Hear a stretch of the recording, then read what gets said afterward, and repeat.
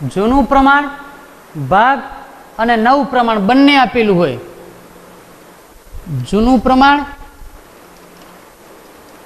ભાગ અને ભવિષ્યનું નવું પ્રમાણ, જૂના ભાગીદારનું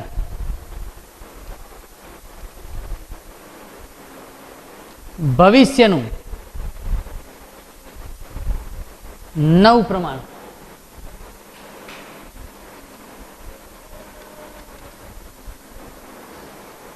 આપેલું હોય.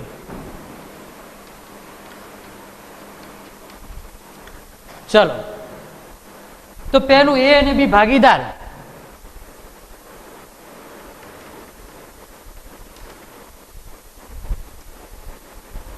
જૂનું પ્રમાણ, જૂનું પ્રમાણ આપેલું હોય 2:1. સી નો પ્રવેશ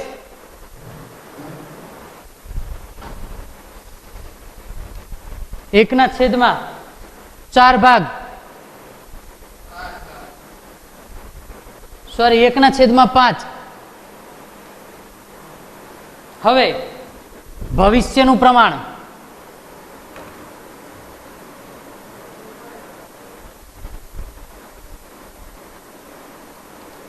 ભવિષ્યનું પ્રમાણ તમને આપેલું 2:3.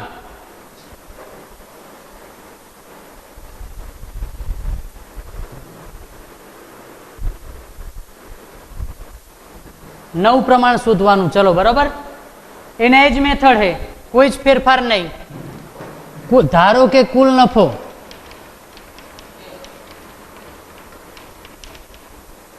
બાકી નફાનો ભાગ 1 - 1/5, 4/5.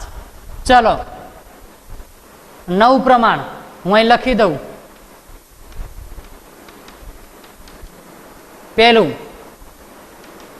એનું નવું પ્રમાણ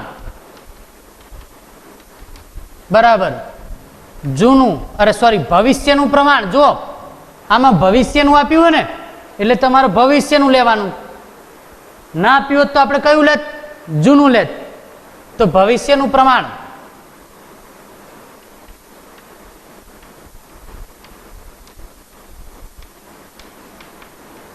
ગુણ્યા બાકી નફાનો ભાગ,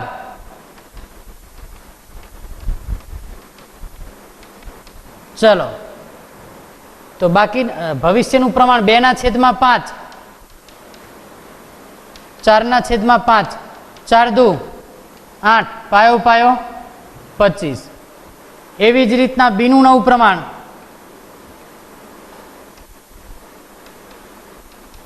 જૂનું ભવિષ્યનું પ્રમાણ 3/5, બાકી નફાનો ભાગ 4×3 = 12, પાયો પાયો. ચલો, પહેલાનું 8 આવ્યું, બીજાનું 12 આવ્યું. હવે 12 ને 8 20 થાય. છેદમાં કેટલા? 25. અહીં પણ 25, 25 ખૂટે કેટલા? 5. ચલો, એક શબ્દ યાદ રાખજો, તમને જૂનું પ્રમાણ આપે તો તમારે ગણતરી જૂના પ્રમાણ સાથે કરવાની. ભવિષ્યનું પ્રમાણ નવું આપે તો તમારે ગણતરી કોની સાથે કરવાની? ભવિષ્યના નવા પ્રમાણ સાથે. આટલો ફેર છે. દાખલામાં 2 પ્રમાણ આપે, જૂનું અને ભવિષ્યનું, તો તમારે ગણતરી ભવિષ્યના પ્રમાણ સાથે કરવાની. પણ દાખલામાં એક જ જૂનું પ્રમાણ આપે તો તમારે દાખલામાં ખાલી જૂના પ્રમાણ પ્રમાણે ગણતરી કરવાની. ચલો કમ્પ્લીટ. ભાગીદારીનો પ્રવેશ, ચેપ્ટર નંબર 5, ભાગ 1.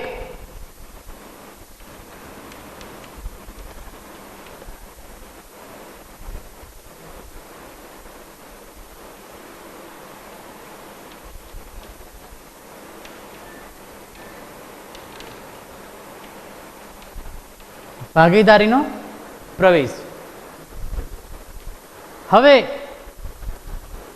ભાગીદારનો પ્રવેશ, પ્રવેશનો મતલબ શું છે તમે સમજી લો કે અહીં કોણ 3 પાર્ટનર આપેલા છે, સોરી 2 પાર્ટનર. એક ત્રીજા નવા પાર્ટનરની જરૂર પડે, વધારે મૂડીની જરૂર પડે, વધારે પૈસાની જરૂર પડે, તો આપણે બેંકમાં એમાંથી લોન લીધા કરતાં એક પાર્ટનરને આપણે પ્રવેશ આપીએ, એક નવો પાર્ટનર લાવીએ.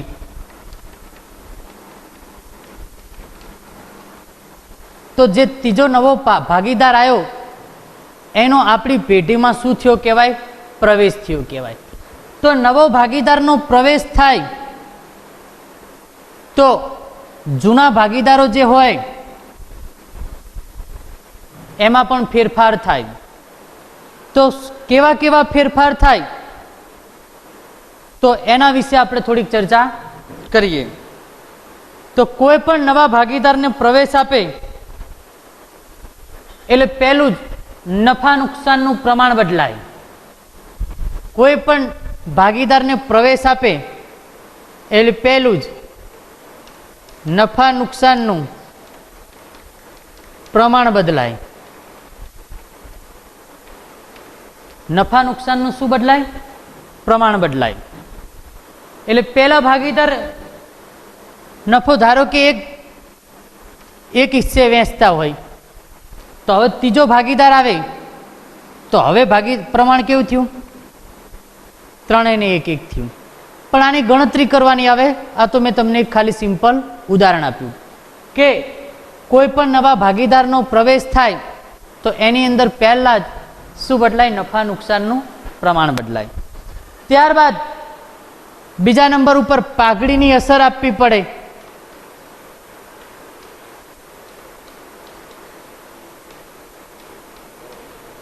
પાઘડીની અસર આપવી પડે. તો સમજો અહીં કણ બે ભાગીદાર હતા, ત્રીજો ભાગનાર ભાગીદારને સીધો જ નફામાં ભાગ મળે છે. તો આ બંને જે મહેનત હોય એ મહેનત કરી હોય એ મહેનતના પ્રમાણમાં આવનાર ભાગીદારે પાઘડી ચૂકવવાની રહેતી હોય. ત્યારબાદ મિલકત અને દેવાનું પુનઃમૂલ્યાંકન થાય. ત્રીજો પોઈન્ટ, મિલકત અને દેવાનું પુનઃમૂલ્યાંકન. મિલકત અને દેવાનું શું થાય? પુનઃમૂલ્યાંકન થાય. એટલે કે મિલકત અને દેવા જે આંકણી કરેલી હોય એ આવનાર ભાગીદારનો પણ ભાગ બને એટલા માટે એનું પુનઃમૂલ્યાંકન કરવામાં આવે છે. કમ્પ્લીટ. ત્યારબાદ અનામત અને એકત્રિત નફાની નફા નુકસાનની હિસાબી અસરો આપવી. ચોથા પોઈન્ટ ઉપર એવું આવશે, અનામત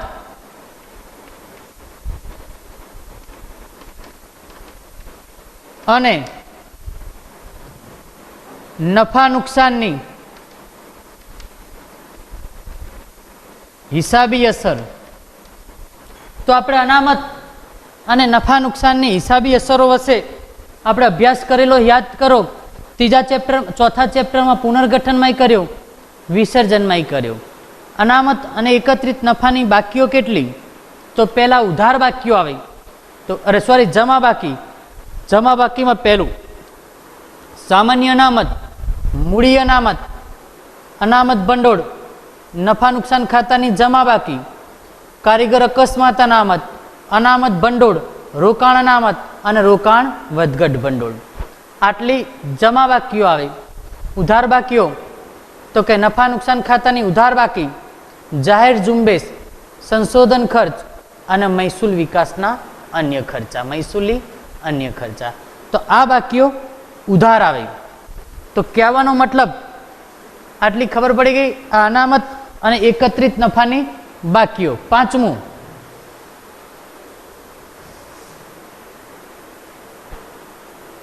ભાગીદારોની મૂડીમાં ફેરફાર.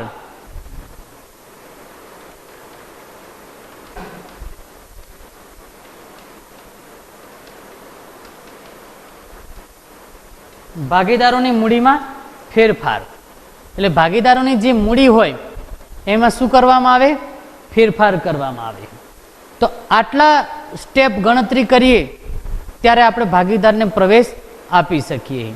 એમાં આપણે આજે પહેલા સ્ટેપ વિશે અભ્યાસ કરશું કે નફા નુકસાનનું પ્રમાણ બદલાય.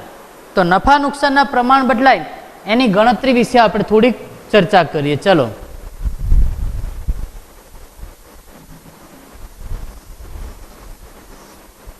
એમાં પહેલું જ નફા નુકસાનના નવા પ્રમાણના અને ત્યાગની ગણતરી. નફા નુકસાન ના નવા પ્રમાણ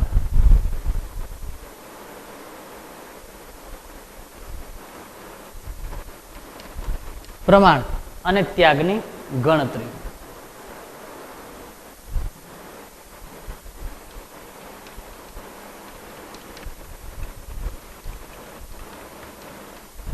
ચલો કમ્પ્લીટ. નફા નુકસાનના નવા પ્રમાણ અને ત્યાગની ગણતરી. હવે એમાં પહેલી જ ગણતરી એવી છે કે નફા નુકસાનનું જૂનું પ્રમાણ આપેલું હોય અને નવા ભાગીદારનો ભાગ આપેલો હોય. પહેલું જ નફા નુકસાનનું જૂનું પ્રમાણ અને નવા ભાગીદારનો ભાગ.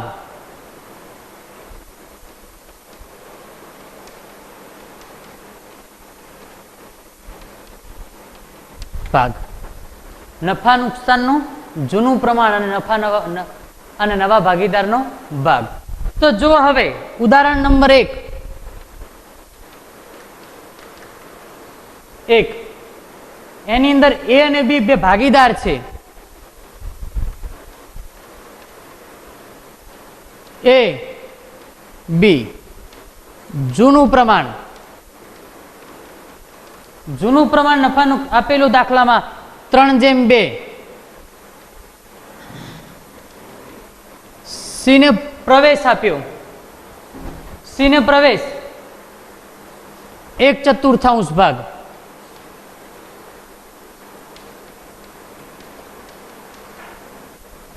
પ્રવેશ સી ને પ્રવેશ 1/4 ભાગ. આવી રીતના રકમ આપેલી છે. તમારે નફા નુકસાનનું નવું પ્રમાણ શોધવાનું છે. તો નફા નુકસાનનું નવું પ્રમાણ શોધવા માટે ધારો કે કુલ નફો 1 રૂપિયો.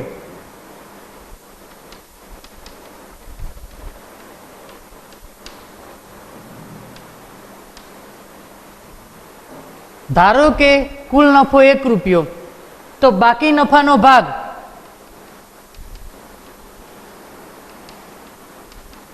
બરાબર 1 માઇનસ 1/4. આનું સૂત્ર આવું થાય, કુલ નફો માઇનસ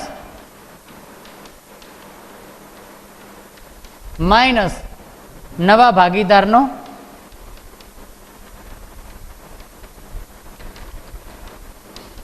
ભાગ.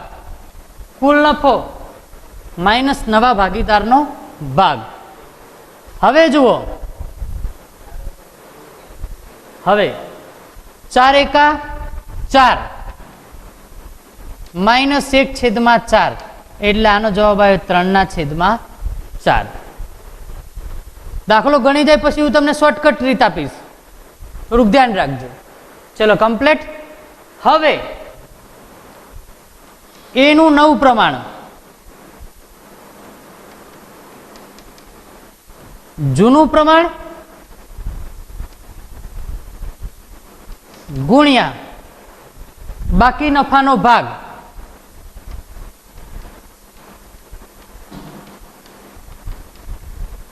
જૂનું પ્રમાણ 3/5, બાકી નફાનો ભાગ 3/4. 3 તરે 9, 4 પંચા 20. એકનો ભાગ મળી ગયો. એવી જ રીતના હવે બીનો ભાગ.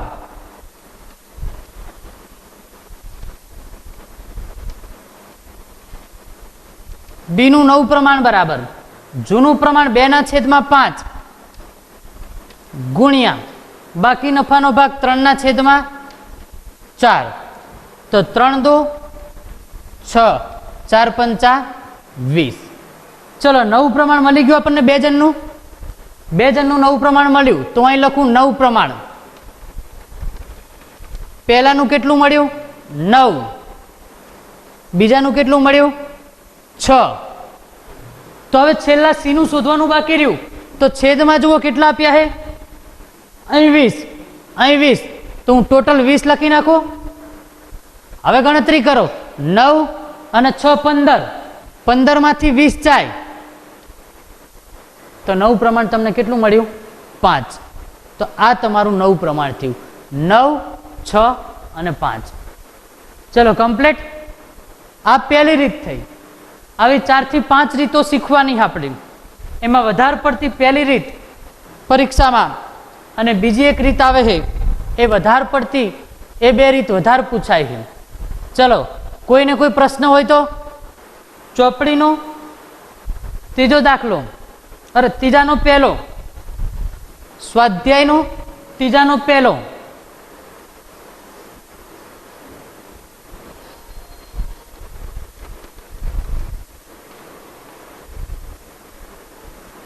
એ અને બી એક ભાગીદાર, બરોબર?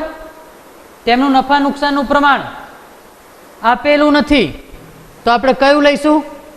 સરખે હિસ્સે 1:1 બરાબર 2. સી ને પ્રવેશ આપ્યો 1/4 ભાગ, બરોબર? ચલો હવે ગણતરી પહેલા લોંગ ગણતરી કરાવું. ધારો કે કુલ નફો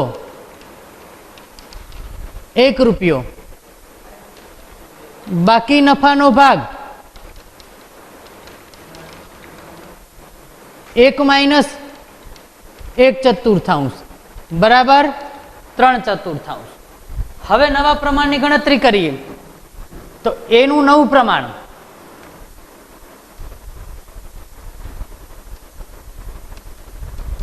બરાબર જૂનું માઇનસ બાકી ગુણ્યા બાકી નફાનો ભાગ. હવે ધ્યાન રાખો, જૂનું પ્રમાણ તમારું 1/2, બાકી નફાનો ભાગ 3/4. તો 3 એકા 3, 4 દુ 8. એવી રીતના બીનું નવું પ્રમાણ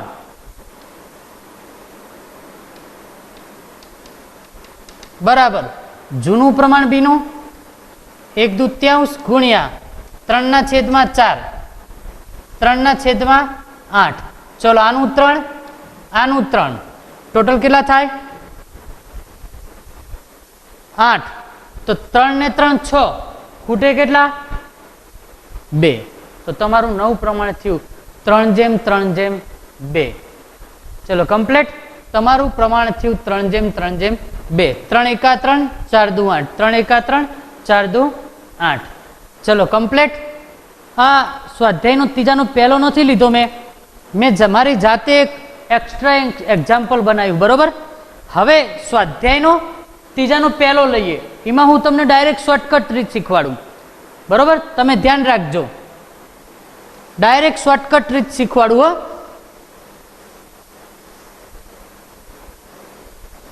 ચલો એમાં 3/2 બરાબર 5 અને 1/4 ભાગ. ચાલો આ બધી ગણતરી ના કરવી હોય, આ વિકલ્પમાં પૂછાય તો વિકલ્પમાં તો ગણતરી કરવાની આવતી નથી, બરોબર? તો હું તમને ડાયરેક્ટ શીખવાડું.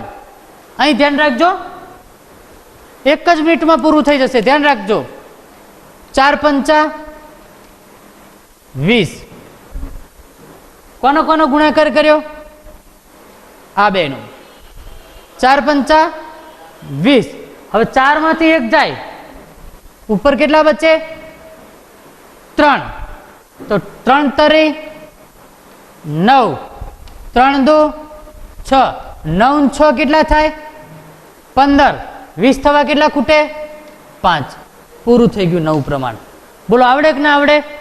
ફરથી 4×5 20 મૂકી દીધા, 4 માંથી 1 બાદ કર્યો, 3 મૂક્યા, 3 તરી 9, 3 દુ 6 અને 9 ને 6 કેટલા થાય 15, તો 20 થવા કેટલા ખૂટે 5, તો જવાબ તમારો આવી ગયો. હવે હું આને સૂત્ર મૂકીને ગણું ને તો પણ બી આ જ જવાબ આવે. જો સાબિત કરી આપું, સૂત્ર મૂકીને ગણીએ.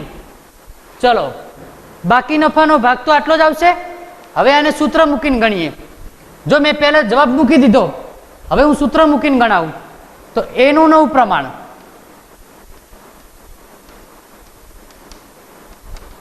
જૂનું પ્રમાણ ગુણ્યા બાકી નફાનો ભાગ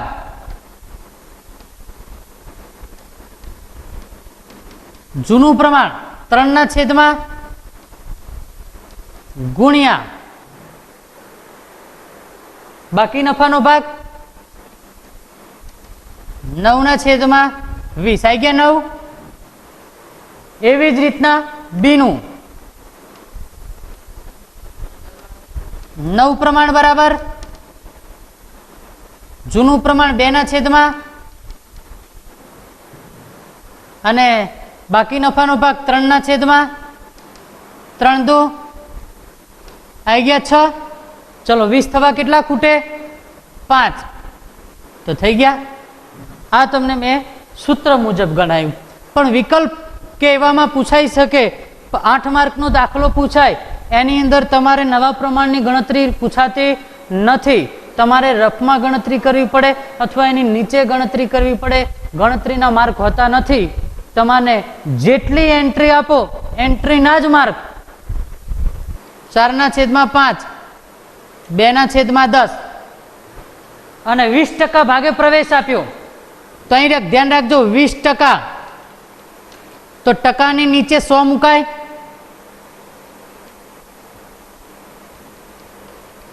તો મીંડું ગયું 2/10 એટલે 1/5 થાય. તો આનો મતલબ થાય 1/5 ભાવે પ્રવેશ આપ્યો. બરોબર.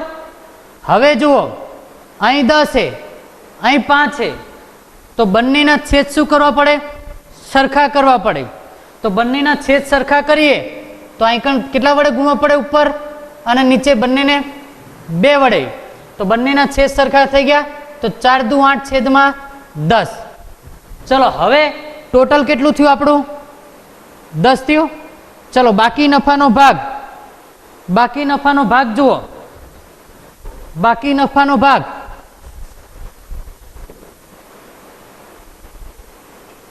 1 - 1/5. તો બાકી નફાનો ભાગ 4/5. તો એનું નવું પ્રમાણ ગુણ્યા જૂનું પ્રમાણ.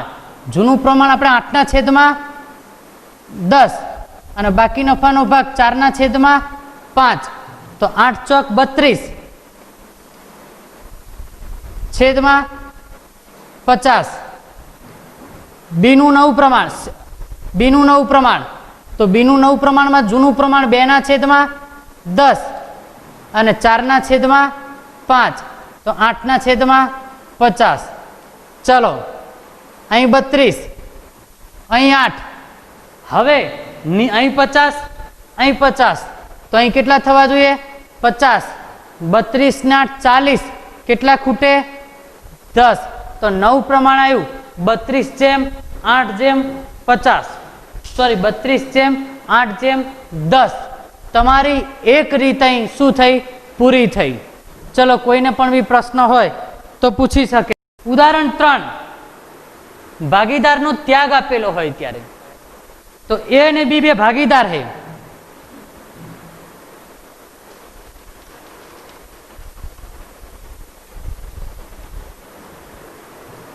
તેમનું જૂનું પ્રમાણ 4/3.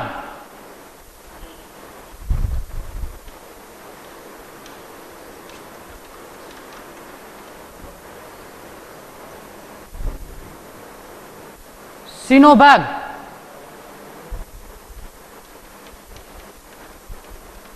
1/7. હવે ભાગીદારે ત્યાગ કરેલો હોય તો અહીં ત્યાગ જુઓ.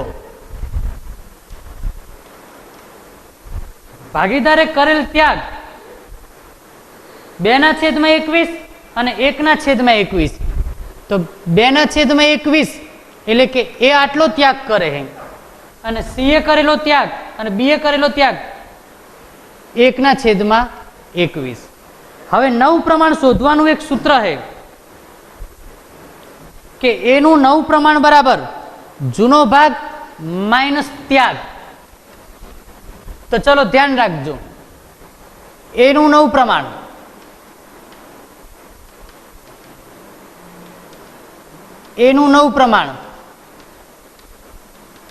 જૂનું પ્રમાણ માઇનસ ત્યાગ. તો તમારું જૂનું પ્રમાણ 4/7. તો હું અહીં 7 લખી શકું બંનેનું ટોટલ. ચલો ત્યાગ 2/21.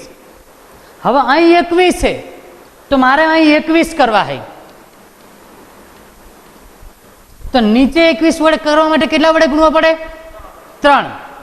તો જેટલા નીચે ગુણો એટલા ઉપર ગુણવાના. તો 4 × 12 - 2. તો આનો જવાબ આવ્યો 10/21. હવે એવી જ રીતના મારે બીનું નવું પ્રમાણ શોધવું છે. તો બીનું જૂનું પ્રમાણ 3/7 અને 1/21. તો હવે જુઓ, છેદમાં 21 લખ્યા. હવે મારે 21 કરવા છે તો નીચે 3 વડે ગુણવા પડે, તો ઉપર પણ કેટલા વડે ગુણવા પડે? 3. તો 3 × 9. 9 માંથી 1 જાય તો તમારો જવાબ આવે 8/21. ચલો પહેલાનો જવાબ આવ્યો 10, બીજાનો જવાબ આવ્યો 8. ટોટલ નીચે જુઓ 21 છે તો હું અહીં 21 મૂકી દઉં. ચલો 12 ને 8 અરે 10 ને 8 18. 18 માં 21 થવા કેટલા ખૂટે?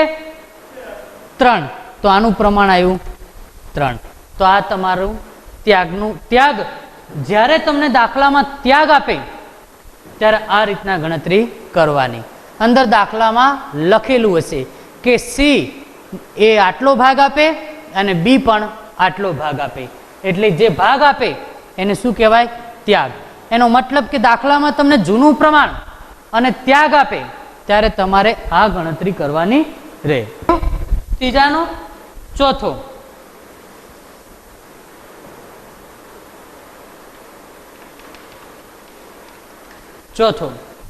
જુઓ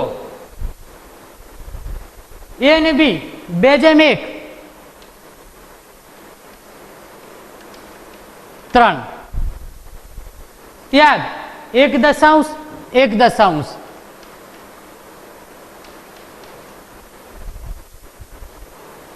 સી નો પ્રવેશ